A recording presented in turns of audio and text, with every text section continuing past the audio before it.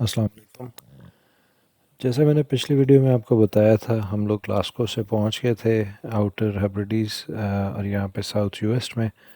तो आज हमारा प्लान था साउथ यूएस से एक करीब एक और आइलैंड है आइल ऑफ बारह जाने का। ये पहला दिन है, हमने स्टार्ट किया अपना ट्रैवल और हमने एक फ़ेरी ली यहाँ से। ये छोटी सी फ़ेरी थी 40 मिनट्स की। तो इस तरह की फ़ेरी में अगर आप गाड़ी में बैठना चाहें तो बैठे रह सकते हैं, अदरवाइज़ आप थोड़ा ऊपर थोड़ी देर के लिए आ सकते हैं।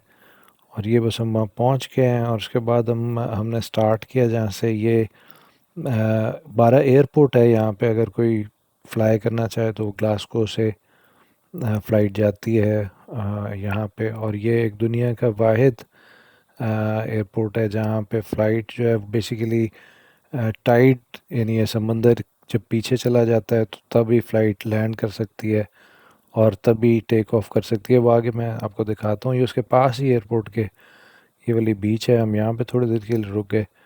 आप देख सकते हैं बहुत यहाँ साफ़ पानी है और यहाँ की वैसे बीचेस बहुत मशहूर हैं। थ्रू आउट आउटर हेब्रिडीज़ की बीचेस बहुत खूबसूरत हैं और पानी आपको जो है वो बिल्कुल साफ़ और नीले रंग का नज़र आता है। और यहाँ पे कई जगहों पे आपको इसका डिफरेंट कलर, जैसे यहाँ पे लाइट ग्रीन लग रहा है, लेकिन बहुत ही ज़्यादा साफ़ पानी है। बस यहाँ थोड़ी देर हम इंजॉय किया, फिर हम एयरपोर्ट के पास चले गए।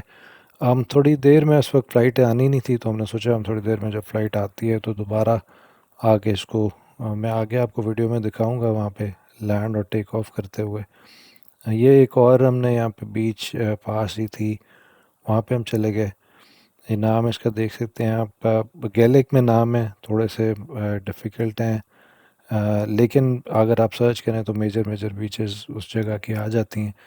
ये आप देख रहे हैं बिल्कुल सफ़ेद रेत है और बिल्कुल यहाँ पे लोग भी कम होते हैं। टोटल जो आबादी है आइल ऑफ बारह की, ये अराउंड 1150 लोग यहाँ पे रहते हैं। हम 8 मील ये लंबा है और 5 मील चौड़ा आइलैंड है, तो उससे आप अंदाज़ा लगा सकते हैं कि ज़ाहिर है यहाँ पे लोकल आबादी तो वैसे बहुत कम है। ये बस मैंने कुछ ड्रोन शॉट्स लिए और इसमें आप देख रहे हैं दूर तक आपको समंदर नज़र आ रहा है। जिस वक्त हम यहाँ पे थे तो उस वक्त यहाँ पे वैसे इस बीच पे तो कोई भी नहीं था। लेकिन ये रूटीन में भी बहुत ज़्यादा रश यहाँ पे आपको नहीं मिलेगा। तो ये आप देख रहे हैं कि बीच बहुत साफ़ थी और पानी भी बहुत साफ़ था। ये बीच में आपको जो ये नज़र है से ब्लैक से शायद आ रहा हो, ये एक्चुअली सी वीड्स हैं या जिस तरह के पौधे से होते हैं जो समंदर में होते हैं। लेकिन उसके अलावा यहाँ पे कोई ऐसी बिल बहुत ज़्यादा साफ़ था और बहुत हमने एंजॉय किया, मौसम भी बहुत अच्छा था। फिर उसके बाद हमारा प्लान था कि हम बाकी फ़र्दर इस आइलैंड को एक्सप्लोर करें। तो उसके हम यहाँ पे एक पुराना चर्च था और उसके साथ ही ये कब्रिस्तान है, इसको देखने के लिए रुक गए।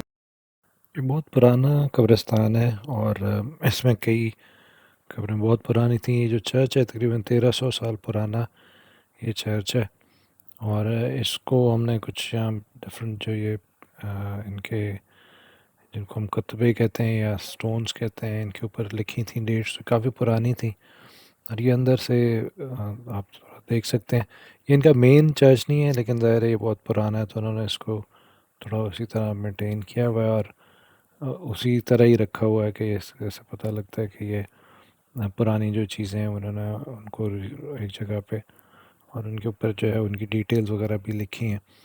कुछ ऐसे आप देखें तो कुछ एक कतवे बहुत पुराने होके गिर गए। लेकिन बहुत हिस्टोरिकल सा ही था और जिस तरह की ये सेटिंग में था, बहुत खामोशी थी और आपको चारों तरफ ये नज़र आता है, दूर सामने आपको समंदर नज़र आ रहा है, बीच में ये छोटा सा चर्च है और एक कब्रिस्तान है। उसके बाद हम थोड़ी सी हमने दोबारा फर्दर ड्राइव शुरू की और ये रास्ते में एक और ये इनका प्रॉब्लम मेजर जो चर्च था वो है। और फिर उसके बाद हम ये आइलैंड के बेसिकली गिर्द ही रोड चलती है। ये आप देख सकते हैं, ये सिंगल लेन अमूमन ये रोड होती है और इसमें ये वाली थोड़ी सी खैर बड़ी है, लेकिन फिर भी इसमें पासिंग प्लेसेस वगैरह दी होती हैं।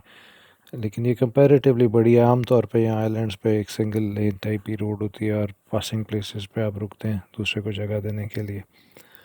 उसके बाद ये हम इनके जो मेन टाउन है आइल ऑफ बारा के अंदर, जहाँ पे अगर आप यहाँ पे आप देख सकते हैं कि थोड़ी आबादी कंपैरेटिवली आपको नज़र आ रहे होंगे, घर वगैरह भी नज़र आ रहे हैं।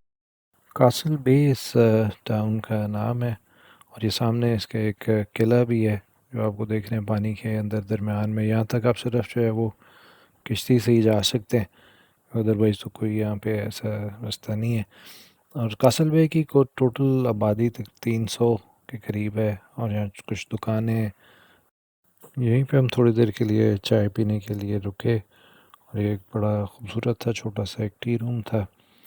वहाँ पे हमने थोड़ी चाय वगैरह पी, और हम थोड़ी देर रेस्ट किया।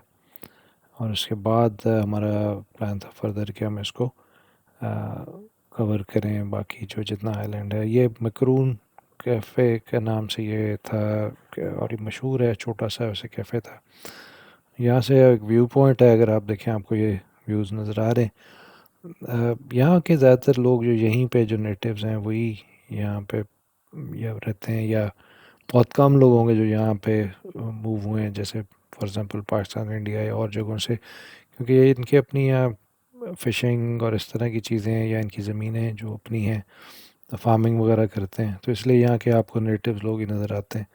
इसके बाद हम ये विटर से बीच है जो वो काफ़ी मशहूर है और बहुत खूबसूरत भी है। ये विटर से एक्चुअली एक छोटा सा आइलैंड है जो आइल ऑफ बारा के साथ ही है, लेकिन ये बीच में जुड़ा हुआ है एक रोड से। इसको जो इन्होंने ख़ुद बाद में बनाई है उनको कॉजवे कहते हैं, जिसके थ्रू ये छोटे छोटे आइलैंड्स को आपस में जोड़ते हैं ज़्यादा कनेक्टिविटी के लिए। लेकिन ये विटर से बीच इटसेल्फ एक्चुअली विटर से आइलैंड ही है, लेकिन मैंने ऐसा आपको बताया कि जुड़ा हुआ है कॉजवे के थ्रू। ये हाफ माइल का स्ट्रेच है, और पूरा आप देखें सफ़ेद सैंड है और नीला पानी है। इस पे आप वॉक कर सकते हैं या फिर सकते हैं। और यहाँ भी आपको को बहुत ज़्यादा आप देख रहे हैं कि आपको बहुत कम लोग नज़र आ रहे होंगे, बल्कि कोई भी नहीं नज़र आ रहा है इस वक्त। तो जब हम थे तो उस वक्त यहाँ पे कोई नहीं था। लेकिन ये बहुत ज़्यादा खूबसूरत बीच है। आउटर हेब्रिडीज़ में और भी आगे मैं आपको बाकी अपनी जो वीडियोज़ होंगी उसमें आपको दिखाऊंगा, और बहुत खूबसूरत बीचेज़ हैं। लेकिन जो यहाँ की मशहूर बीचेज़ हैं उनमें से एक है विटर से बीच भी एक है। ये उसके बीच के थोड़ा सा पास ही ये जगह है जहाँ पे ये जहाज़ का कुछ मलबा पड़ा है। ये वर्ल्ड वॉर 2 में बेसिकली ट्रेनिंग के दौरान एयरफोर्स का इनका एक जहाज़ था जो गिर गया था, लेकिन इसको इन्होंने यहीं पे उसका एक मेमोरियल बना दिया, और इसको यहीं पे है जिस पे आप नाम देख सकते हैं लोगों के। ये कुछ और दोबारा हमने व्यूज़ लिए यहीं विटर से बीच के ऊपर। इसके बाद हम बारा एयरपोर्ट चले गए, क्योंकि जैसे मैंने स्टार्ट में वीडियो के बताया था कि हमारा प्लान था कि हम यहाँ पे जब जहाज़ आता है और लैंड करता है, टेक ऑफ करता है, उसको देखें।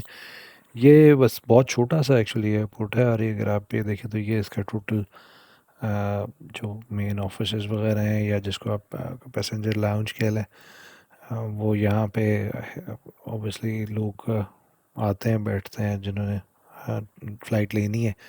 ये आप देख सकते हैं कि ये जहाज़ अभी लैंडिंग के लिए आ रहा है। और ये वाहिद एयरपोर्ट है दुनिया में जो बेसिकली डिपेंडेंट है इस बीच के ऊपर। जो पीछे टाइड या ये लहरें पीछे चली जाती हैं, तो ये इसको यहाँ पे लैंड करने के लिए ग्लासगो से फ़्लाइट आती है, और अराउंड 1 घंटा 10 मिनट की फ़्लाइट है। तो ये यहाँ पे आप अभी देखेंगे ये इसने लैंड किया है, और इनके पास बहुत थोड़ा टाइम होता है कि ये दोबारा से जो लोग यहाँ खड़े हुए जो वेट करें इस जहाज़ का, वो दोबारा से ये फ़्लाइट लें और वापस जाएं, क्योंकि टाइड या वो जो लहरें हैं वापस दोबारा आ जाती हैं।